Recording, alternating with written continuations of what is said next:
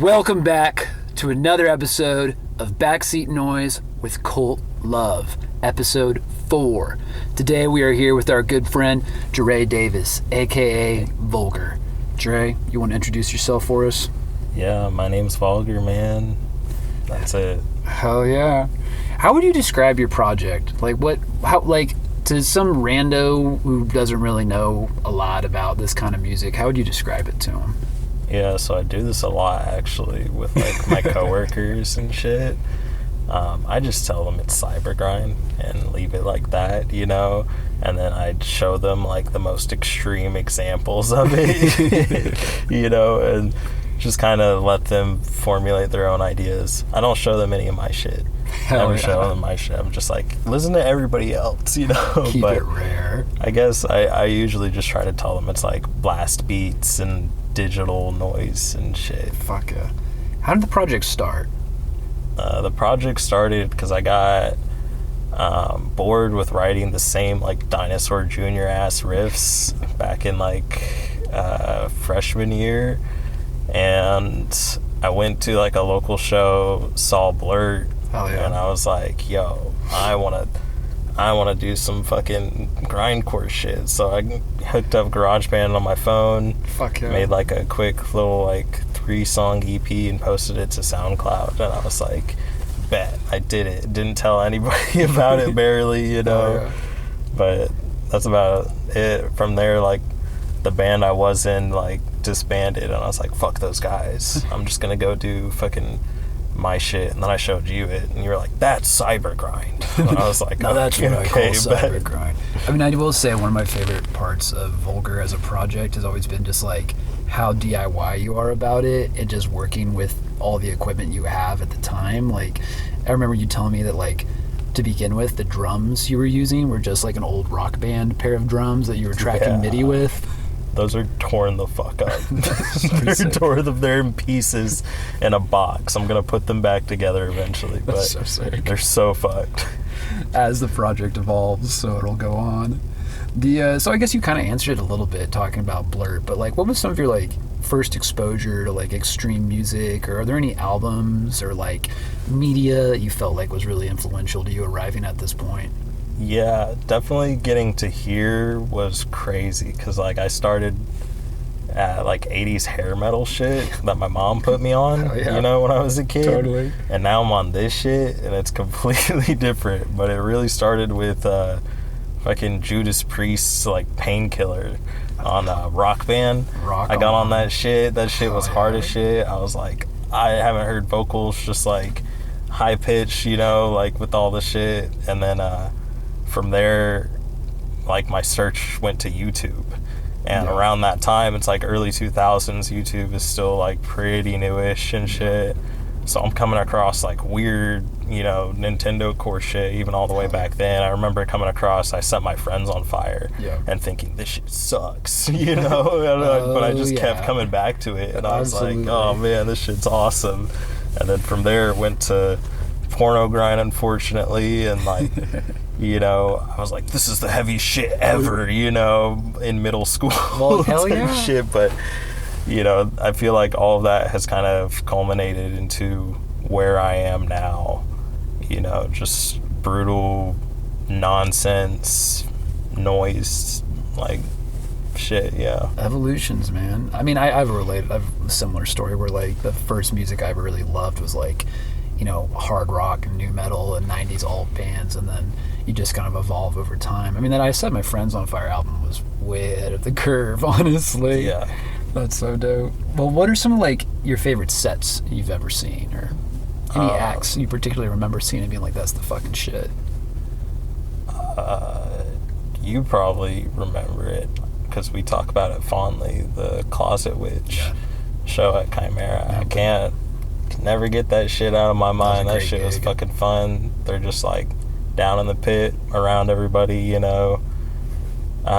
I kept on getting knocked into either bases. That was fun, but I really mainly have just seen local shit, the shows that we've had around here over the years. That's been my go-to, and so yeah, that shit's always fun. It just keeps on topping itself every time. I mean, you have been around for a long time. That Closet Witch Dryad I'm Gonna Die show I have very fond memories of that one too. That was probably one of Lauren and I's favorites we've booked in the last 10 years. I was also looking through some old Tulsa Noise Fest footage from the second one in 2019, and I see your ass in the front a lot. Yeah, that Noise Fest. Young Dre, whoever was the artist that lifted up their like plastic skirt and pissed on the floor, that was Moonbeam Terror. That was hard as shit, and I thought that was the coolest thing in the world. Yeah, shouts out Angela. So that sticks with me, you know. Those fests were pretty special. Ain't nobody topping that. You know. So like, you're definitely, through our friendship, I feel like I stay tapped into like a lot of the contemporary like cyber music and stuff that younger heads are doing, like, you know, new renaissances of DIY digital music. But like, how would you personally describe like the contemporary cyber scene, which really until lately has been mostly overlooked by, you know, mainstream music enjoyers? Yeah, I think it's in a weird spot right now.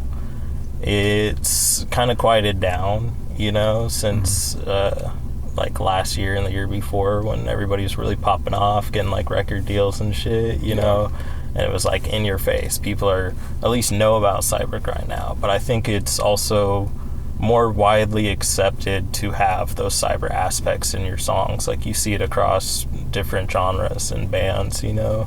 Absolutely. That already have established sounds. They're bringing in, you know, more of a cyber sound and whatnot as they get along and everything. So I think while it's kind of stagnant, it's almost not. It's just expanding to where it's like pretty normal, you know. I totally agree. I mean, I feel like there's a lot of artists that are like in the mainstream like listener space now that have like, whether they realize it or not, been influenced a lot by that. I think like hyperpop music in general, like that artist Too Slimy from OKC has clearly got a lot of that sort of influence. Man, you're on a Too Slimy kick. I have a Too Slimy kick. But even like, laughing about it, you know, talking about another Too artist, but like Too Hollis, I feel like has some of that influence too. So like, I see what you're saying, where like that scene might still remain like a little bit like cooking in the undercurrents of the interwebs, and too transgressive maybe for most listeners, but the influences are definitely present in modern music.